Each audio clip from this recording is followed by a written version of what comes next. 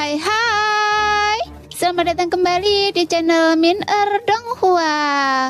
Di video kali ini kita akan melanjutkan cerita Donghua Battle Drop Devon.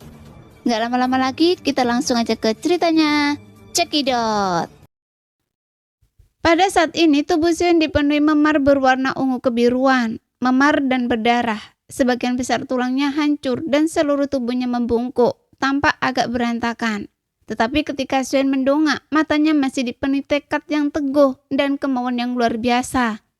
Hanya Xia Xinghui yang mengamati dari samping yang benar-benar dapat memahami ini. Monster macam apa Tuan Muda Xiu ini? Gumam Xia Xinghui tanpa sadar. Meskipun dia tidak memiliki tubuh fisik, mendengar suara tulang patah membuat hatinya sakit. Dia benar-benar dapat membayangkan rasa sakitnya. Karena rasa sakit seperti ini tak tertahankan bagi orang biasa. Bahkan beberapa teknik pemurnian tubuh tidak melibatkan latihan Setiap seperti sesi Xuyan adalah ujian ekstrim batas kemampuan tubuh.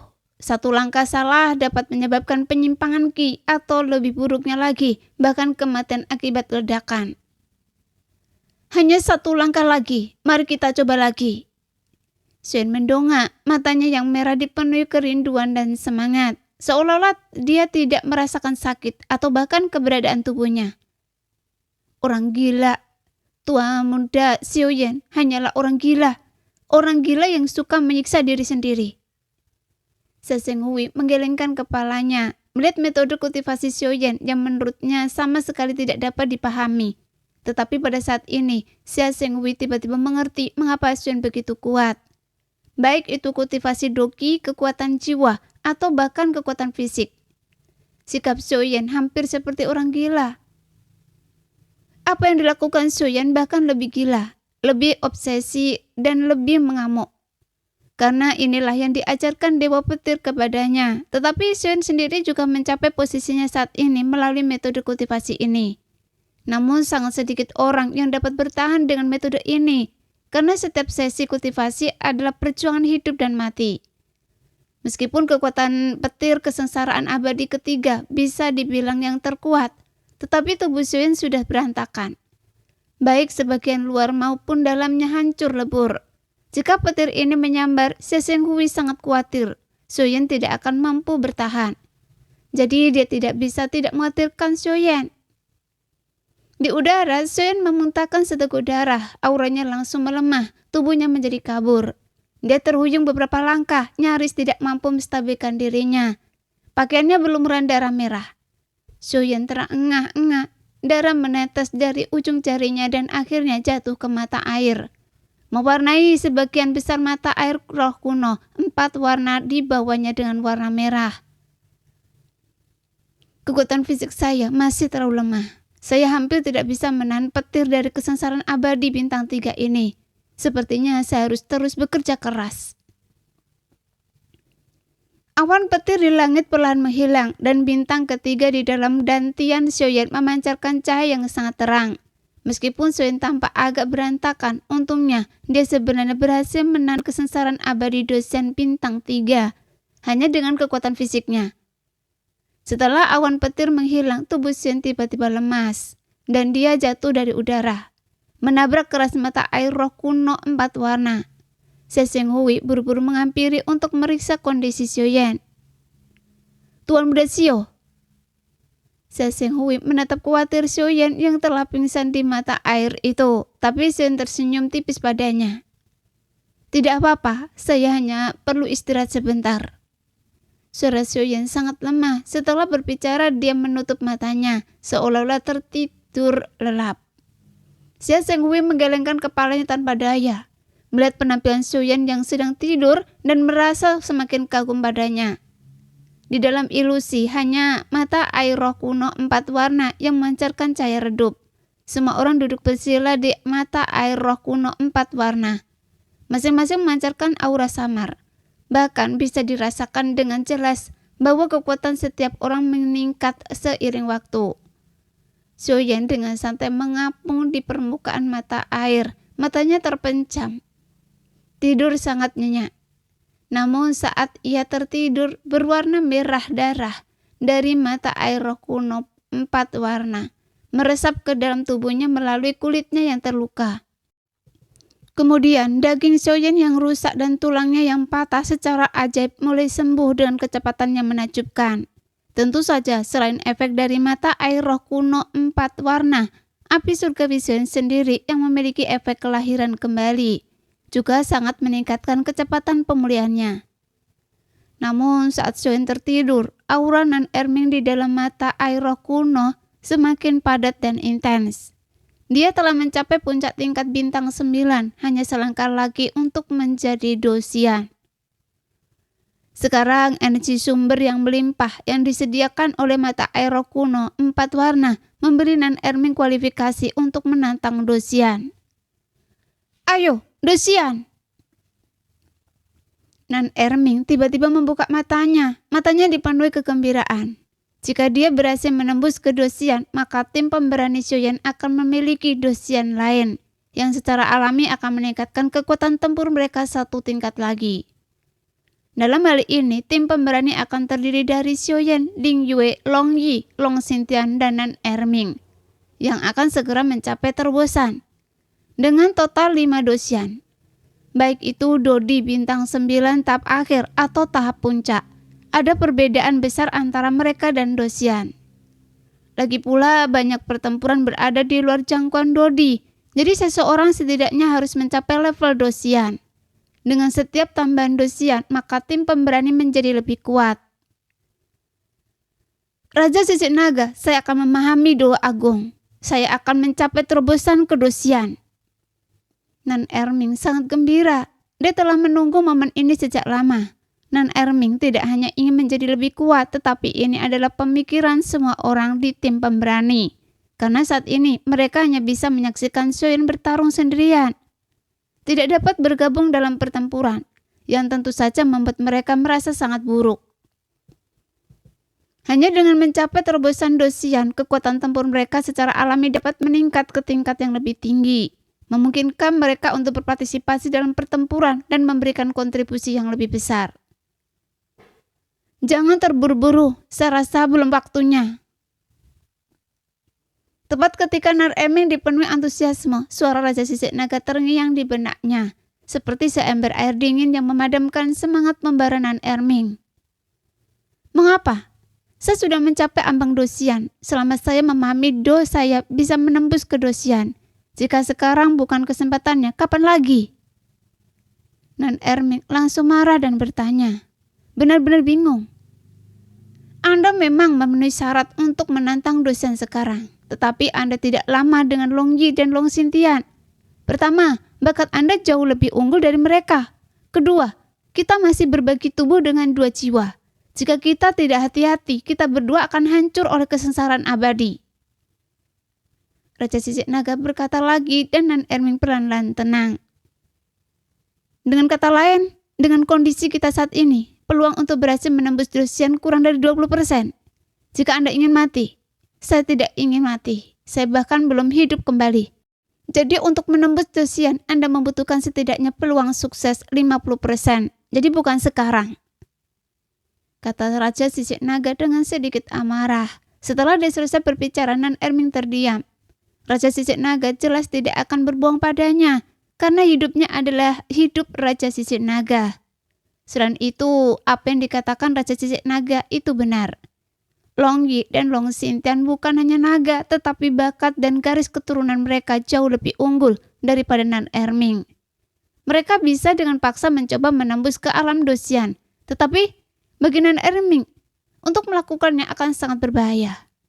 Oleh karena itu, Nan Erming perlu lebih berhati-hati dan melakukan persiapan yang lebih matang jika dia ingin menembus ke Dosian.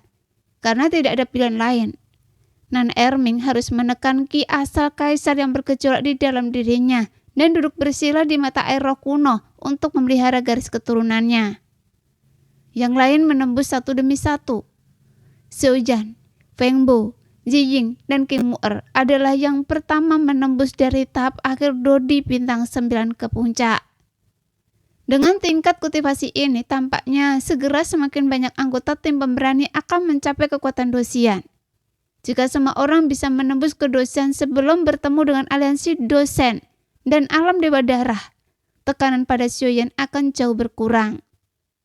dan dia akan mampu menghadapi pertempuran di masa depan dengan lebih mudah.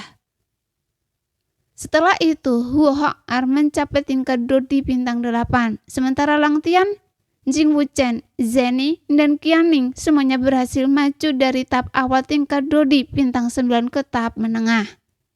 Kekuatan mereka telah meningkat secara signifikan. Namun, meskipun semua orang telah memperoleh banyak kesempatan saat mengikuti jalan Xiuyan, teknik kultivasi dan keterampilan bertarung mereka tidak lagi sebanding dengan kekuatan mereka. Dan mereka membutuhkan keterampilan bertarung yang lebih kuat untuk mengimbanginya. Untungnya, ini bukanlah masalah yang tidak dapat diatasi, karena sebagian besar keterampilan bertarung dan teknik kultivasi yang direkrut dari Xia Zhenghui dapat digunakan untuk mendukung kultivasi kelompok yang telah meningkat.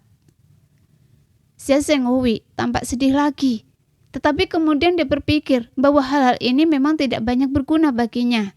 Dan dia merasa jauh lebih baik.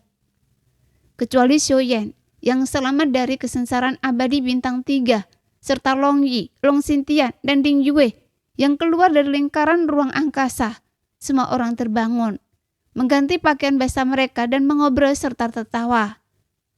Namun suasana santai ini hanya berlangsung sesaat sebelum Xia Zhenghui memberi isyarat untuk membungkam, dan tawa kerumunan segera berhenti.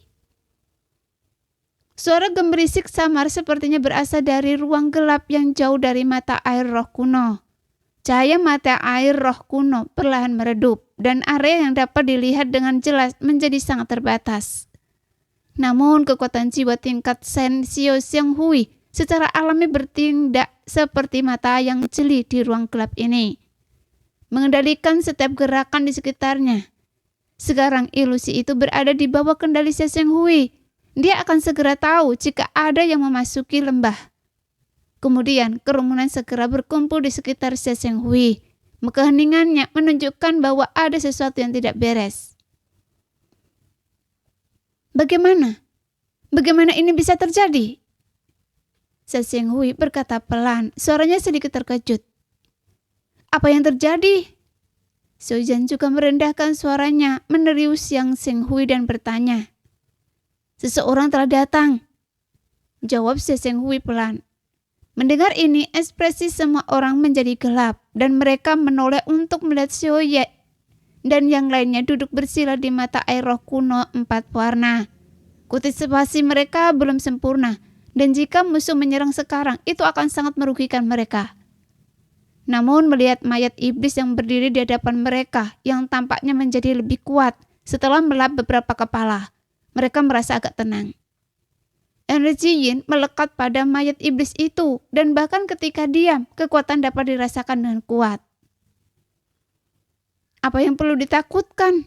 Bukankah kita memiliki mayat iblis ini? Dengan dia dan kita, bahkan jika kita bertemu dengan dosen bintang 3, kita masih bisa bertarung, kata Xiuyan tanpa takut, melambaikan tangannya. Xia Zhenghui tidak menjawab Xiuyan, tetap diam untuk sementara waktu. Kemudian 2 mata merah di rongga mata tengkorak hitam itu berkedip, mengungkapkan keseriusannya. Jika hanya 1 tim, tidak apa-apa. Tapi kalau saya tidak salah, setidaknya ada 2 tim yang masuki ilusi. Total lebih dari 30 orang. Ini sudah ditangani. Bagaimana bisa begitu banyak orang datang?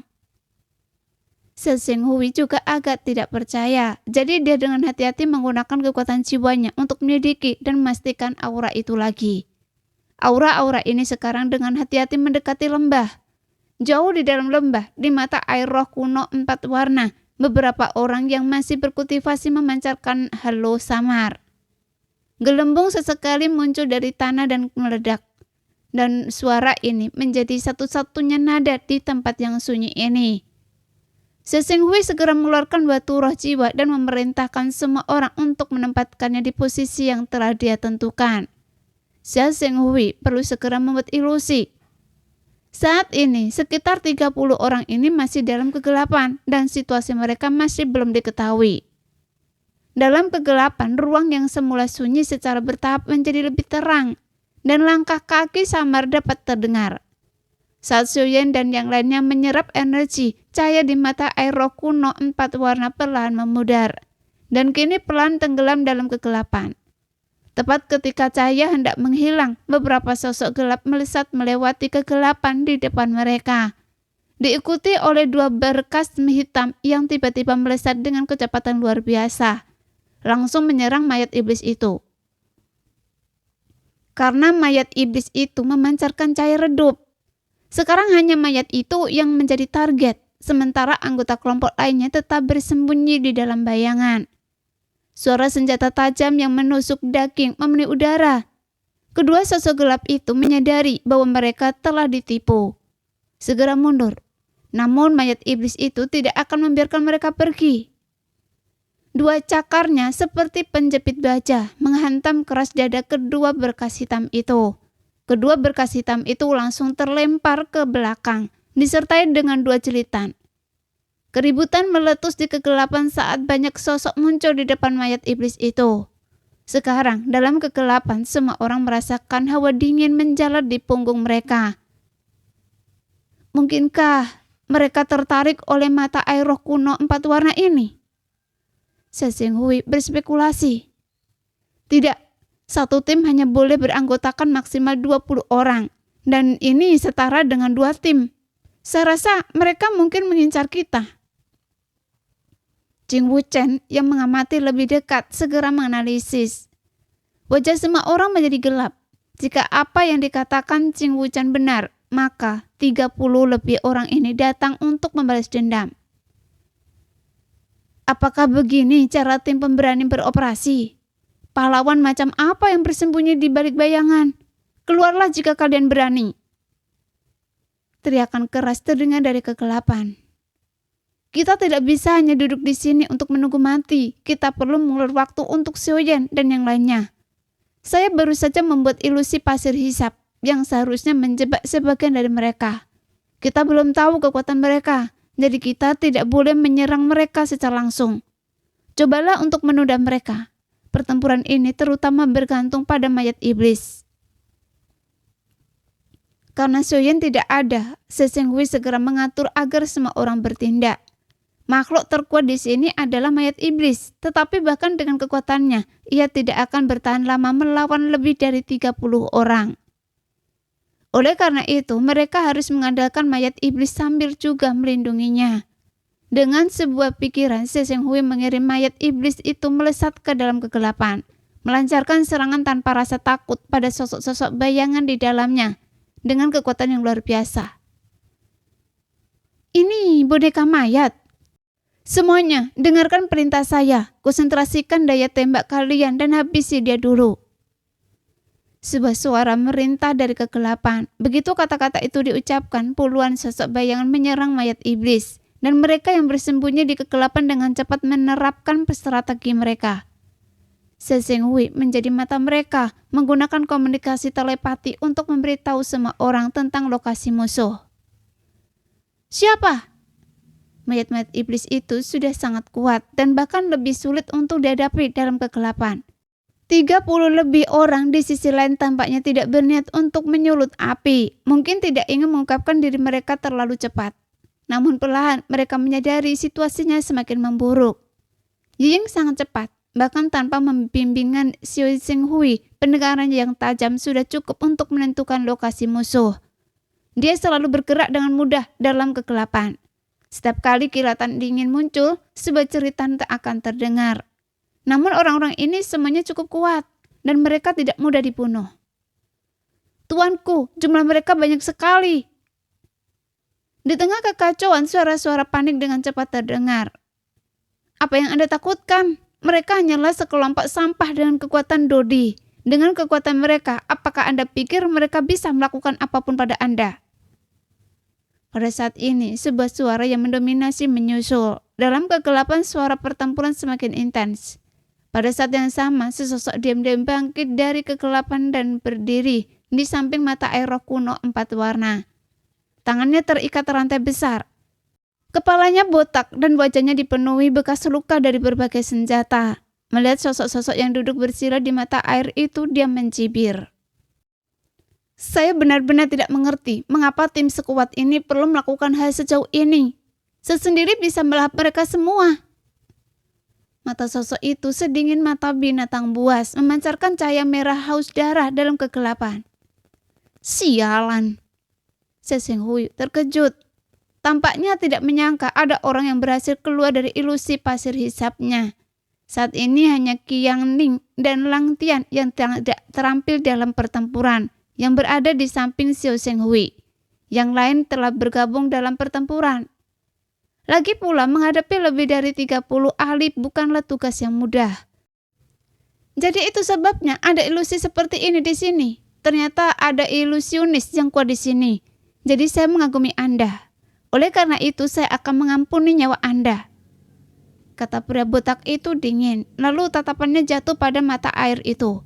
Kekuatan jiwa alam suci Se Seng Hui meledak, menyerbu pikiran pria botak itu, yang membuat wajah pria botak itu langsung gelap.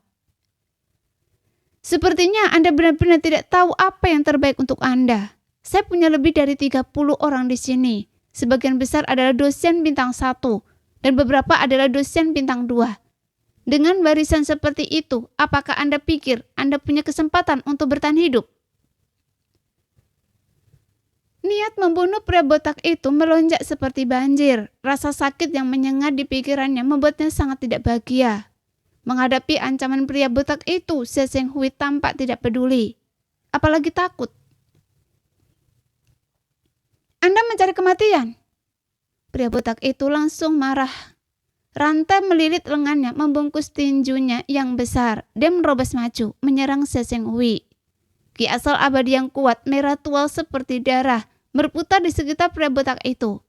Ekspresi Se Seng Hui juga mengeras, dan kekuatan jiwa alam sucinya langsung mengeras, menjadi perisai tak terlihat di depannya, hampir nyata. Sepertinya selain memiliki kekuatan jiwa yang kuat, Anda tidak memiliki jejak ki pertempuran. Apakah Anda berpikir bisa menghentikan saya dengan kekuatan jiwa alam suci? Itu hanya angan-angan. Pria botak itu dengan amarah meluap mengayunkan tinjunya, melepaskan semburan ki asal abadi dan menghantamnya ke perisai kekuatan jiwa Se Seng Hui. Tinju pria botak itu beku, seolah-olah mengenai kapas. Dia memiliki kekuatan tetapi tidak dapat melepaskannya. Pria botak itu berhenti sejenak, tampak terkejut. Dia pasti memiliki beberapa keterampilan, jadi ini ilusi yang sangat besar. Tidak heran. Tapi meskipun begitu, dia tetap tidak bisa menghentikan saya. Kata pria botak itu dengan garang, tubuhnya kembali gemetar. Gelombang energi abadi yang kuat menyapu sekitarnya, secara signifikan mengurangi kekuatan ilusi Xia Seng Hui. Xia Seng Hui melirik Xiao Yan dan yang lainnya, yang duduk bersila dan tak bergerak, dan menjadi agak cemas. Karena pria botak di depannya lebih kuat dari yang bisa dia hadapi. Jika mayat iblis ada di sini, Xia Seng Hui tidak akan takut pada pria botak itu. Tetapi mayat iblis saat ini terjebak oleh sekitar 30 orang. Shozan, Nan Erming, Fembo, Yiying, Zeni, Jing Wuchen, dan King Mu'er semuanya telah bergabung dalam pertempuran. Se Seng Hui hanya memiliki Qiang Ning dan Lang Tian. Keduanya telah mencapai tingkat Dodi bintang 9, tetapi keduanya tidak terampil dalam pertempuran. Huo Hong-er, seorang Dodi bintang 8 bahkan kurang mampu. Jadi tingkat pertempuran ini di luar kemampuan mereka untuk dihadapi. Lihat saya menghancurkan tulang Anda menjadi bubuk. Pria botak itu bergerak dengan santai, tetapi Se Seng Hui harus mengawasi semua orang sambil juga menghadapi pria botak itu, membuat situasi semakin genting. Mundur! Se Seng Hui melindungi Qiang Ning, Lang Tian dan Huo Hong-er di belakangnya. Tinju pria botak itu menghantam ke bawah, membawa hembusan angin yang ganas. Se Seng Hui, sosok kurus kering, berdiri tegak di depannya, tampak gemetar dan tak berdaya. Sial, kita juga harus bersiap untuk bertempur. Lang Tian mengepakkan tinjunya. Tidak ada cara lain. Dia tidak bisa hanya menonton Se Seng Hui dihancurkan. Qiang Ning dan Huo Hong-er juga bersiap untuk bertempur. Mati!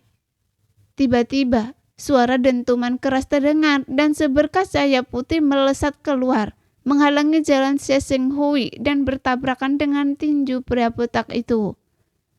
Kemudian cahaya putih itu menghilangkan sebagian besar kegelapan di sekitarnya, Mata pria botak itu sedikit melebar, dan pada saat yang sama dia merasakan kekuatannya melemah dengan cepat. Dia segera menarik tinjunya dan melihat lebih dekat. Cahaya putih itu telah sedikit memudar, dan sosok yang tak terduga muncul di depan mereka. Cahaya putih ini sebenarnya adalah Kiu Kiu. Kiu Kiu? Kiu Kiu selalu bergantung pada Lang Tian karena Lang Tian adalah sumber makanan bergeraknya. Namun setelah mengkonsumsi banyak pil, kekuatan Kiu Kiu telah stagnan di sekitar level Dodi bintang 7. Semua orang di tim pemberani tahu bahwa latar belakang Kiu Kiu luar biasa. Dia tidak lahir di benua Dodi, tetapi dia lahir dari alam lain. Jadi Lang Tian langsung dipenuhi antisipasi. Kiu Kiu melihat ini cukup tidak puas dan mengeluarkan suara yang tampaknya marah. Tetapi suaranya jernih dan imut, tanpa sedikit pun rasa marah. Di bawah pengawasan Xia Xinghui, Lang Tian, Qianning, dan Wu Hong'er, saat pria botak itu melayangkan pukulan lain, Kiu Kiu tidak menghindar atau mengelak, tetapi menghadapinya langsung. Sehingga suara teredam lainnya terdengar. Tetapi kali ini keajaiban tidak terjadi dan sosok Kiu Kiu langsung terlempar ke belakang, jatuh dan keras ke tanah, membentuk parit panjang sebelum terhenti. Kiu Kiu terbaring di dalamnya, dipenuhi luka. Suara lemah Kiu Kiu terdengar dan dengan suara itu, Long Yi yang sedang duduk bersila di mata air roh kuno 4 warna tiba-tiba membuka matanya. Cahaya kemasan mengalir di dalamnya. Pada saat ini, 2 bintang yang menyilaukan berkelap-kelip di perut Long Yi, dan guntur yang teredam bergema dari atas ilusi. Namun Long Yi tidak melihat kesengsaraan abadi bintang 2 miliknya di langit, melainkan melihat Kiu Kiu yang terluka terbaring di sampingnya.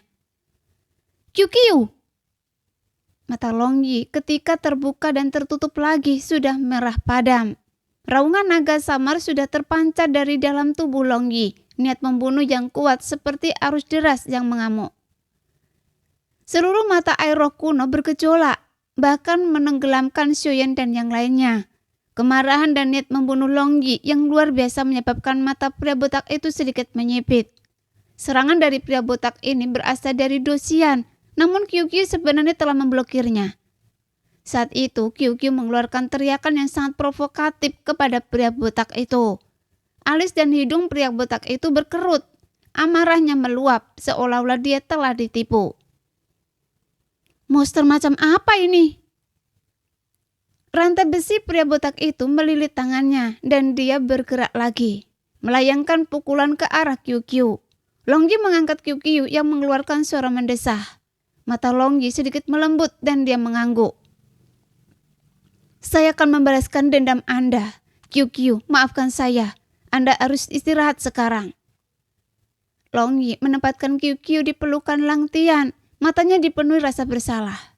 Kemudian dia menatap pria botak yang tidak jauh darinya. Matanya langsung berubah sedingin es. Ini adalah pertama kalinya Long Yi begitu marah. Dan niat membunuhnya juga yang paling intens untuk pertama kalinya. Cahaya hitam dan merah menyambar tubuh Long Yi. Otot lengannya menggeliat dan kemudian sisik naga muncul, berubah menjadi 2 cakar naga besar yang ditutupi sisik naga hitam, seperti baja dingin. Ayah bilang, tak seorang pun boleh menyentuh saudaraku. Mata Long Yi dipenuhi niat membunuh, dan dengan cengkeraman cakar naganya, ledakan solik seolah bergema di udara. Lagi pula, Kiu Kiu sangat lemah, bagaimana Anda bisa menyerangnya? Begitu Long Yi selesai berbicara, petir kesengsaraan surgawi menyambar dari langit. Pada saat yang sama, sosok Long Yi melesat seperti bola meriam. Matanya dipenuhi niat membunuh dan amarah. Anda berani bergerak selama masa kesengsaraan Anda. Ini hanya cara Anda mencari kematian. Lagi pula Dosian bintang 2 jauh dari cukup di hadapan saya. Pria botak itu memandang petir yang menyambar dari langit dan mencemooh Long Yi yang bergegas ke arahnya. Long Yi tidak melakukan gerakan yang rumit. Kedua lengan naga yang bertebal dan berotot. Dan pria botak itu bisa merasakan kekuatan ledakan yang terkandung di tubuhnya dari jauh. Raungan naga menggelegar keluar dari tubuh Long Yi. Di belakangnya bayangan hitam besar berkelebat dan auranya sangat dahsyat. Cahaya hitam memancar dari tinju naga Long Yi. Dia bahkan tidak melirik kesengsaraan abadi bintang 2 yang datang. Matanya dipenuhi niat membunuh saat dia menatap tajam pria botak yang tidak jauh darinya. Tampaknya kemarahan Long Yi semata-mata karena pria botak itu telah melukai Kyukyu. Karena Anda juga mencari kematian, maka saya akan mengabulkan keinginan Anda. Melihat momentum Long Yi yang tak berkurang, mata pria botak itu sedikit menyipit dan tubuhnya melesat dengan eksplosif. Kekuatan angin itu seperti pedang paja, merobek udara dan menghasilkan serangkaian suara mendengung. Saat pria botak itu melesat, rantai besi yang melilit lengannya juga mengikat tinjunya, dan aliran energi sumber abadi melonjak keluar seperti banjir, menyelimuti sosoknya. Aura Long Yi juga tidak lemah. Tubuhnya ditutupi sisik hitam naga, dan kilat menyambar permukaannya. Meskipun Long Yi mewarisi garis keturunan Raja Naga Hitam Su Jiuyin, ia awalnya berasal dari 9 naga petir emas mendalam, dan petir tidak hilang karena perubahan bentuk tubuh fisiknya. Long Yi masih memiliki pemahaman bawaan tentang petir. Tiba-tiba kesengsaraan abadi bintang 2 di langit menerobos kegelapan, seperti garis pemisah di malam hari, melesat ke arah Long Yi dengan kecepatan kilat. Berani menyakiti Kyukyu, saya akan membuat Anda mati. Kecepatan Long Yi tidak berkurang. Menghadapi kesengsaraan abadi bintang 2 yang datang, ia tiba-tiba mengangkat tangannya dan benar-benar meraihnya. Petir itu langsung berubah menjadi kilatan listrik yang tak terhitung jumlahnya yang menyapu seluruh tubuh Long Yi. Pada saat ini, Long Yi seperti naga yang mengamuk. Dengan raungan, Long Yi bertemu dengan pria botak itu di udara. Pada saat ini, seluruh lembah gelap diterangi oleh energi. Udara tampak sedikit membeku sesaat, tetapi stagnasi ini hanya berlangsung beberapa saat. Sesaat kemudian, energi dahsyat melonjak dari tengah tubuh Long Yi dan kepalan tangan pria botak itu. Kepalan tangan kedua pria itu berbenturan langsung. Gelombang kecut energi dahsyat itu mematahkan pohon-pohon raksasa di sekitarnya menjadi 2. Kekuatan penghancurnya mencengangkan. Pohon-pohon dalam ilusi ini bukanlah pohon biasa. Kekerasannya sangat dahsyat. Meskipun demikian, puluhan pohon masih patah. Kedua sosok itu terdorong mundur beberapa langkah oleh kekuatan benturan. Ekspresi pria botak itu sedikit berubah, bukan karena dia lemah, tetapi karena dia tidak menyangka Long Yi memiliki kekuatan fisik seperti itu. Kekuatan fisik yang begitu dahsyat. Jika Anda bisa mencapai level dosian bintang 3, mungkin Anda punya secercah harapan untuk mengalahkan saya. Namun Anda hanya dosian bintang 2 sekarang. Sungguh disayangkan. Pria botak itu menatap cahaya hitam yang memancar dari tubuh Long Yi, sedikit terkejut. Lalu matanya berkilat dengan keganasan yang lebih besar saat dia mencibir. Misi kami di sini adalah untuk mengambil nyawa seluruh tim tak kena takut. Saya ingin melihat seberapa kuat dosian bintang 2 itu. Saat suaranya menghilang, rantai di lengannya berdengung dan gelombang energi abadi yang padat meletus. Beberapa kali lebih kuat dari Long Yi. Jelas pria botak itu mulai serius. Detik berikutnya tinjunya menghujani seperti badai, berubah menjadi jejak tinju yang tak terhitung jumlahnya. Masing-masing mengandung kekuatan yang mengerikan. Suara tinjunya melengking dan hembusan angin merobos udara seperti bilah baja. Serangan ini menyebabkan Seseng Hui, Qianing, dan Huo Hong-er di bawah mengerutkan kening. Sangat khawatir terhadap Long Yi. Bayangan kepalan tangan yang tak terhitung jumlahnya menyapu Long Yi dan cahaya hitam menyerbu dari tubuh Long Yi. Kekuatan pria botak itu jelas melampaui Long Yi lebih dari 2 tingkat. Setidaknya mencapai level dosian bintang 4, yang membuat Long Yi hampir tidak mampu menahan serangan yang mengerikan seperti itu. Untungnya, kesengsaraan abadi bintang 2 ini telah hanya tidak melukai Long Yi, tetapi malah digunakan oleh Long Yi sebagai sarana serangan dan sumber kekuatan. Tapi, ngomong-ngomong, kesengsaraan abadi ini menyedihkan. Tuan Muda Xiu menggunakannya untuk menempa tubuhnya, sementara Long Yi menggunakannya untuk bertarung, sama sekali mengabaikan kesengsaraan abadi. Seseng Hui mengamati Long Yi di udara, sama sekali mengabaikan kesengsaraan abadi dan bahkan menggunakan petir kesengsaraan abadi untuk melawan pria botak itu, dan merasa kasihan pada kesengsaraan abadi. Di udara, Longgi dan pria botak itu berbenturan sengit sekali lagi. Tetapi kali ini, sesosok tubuh terlempar ke belakang dan sosok itu tidak lain adalah Longgi. Longgi jatuh ke tanah dengan keras, menciptakan kawah yang dalam. Sesaat kemudian, sosok Longgi muncul kembali dari lubang yang dalam. Darah mengalir dari sudut mulutnya. Longgi sudah sangat kuat, bagaimanapun juga dia hanyalah Dosian bintang 2.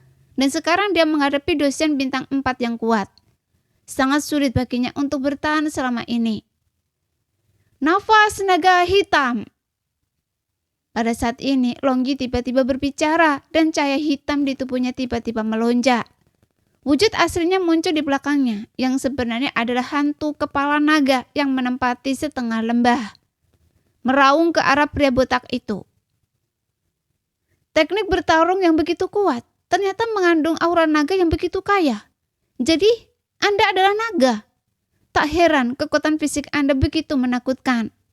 Baiklah, saya tidak akan menggoda Anda lagi. Selanjutnya, kematian Anda akan datang. Pria botak itu mencibir, tatapan terkejut terlintas di matanya.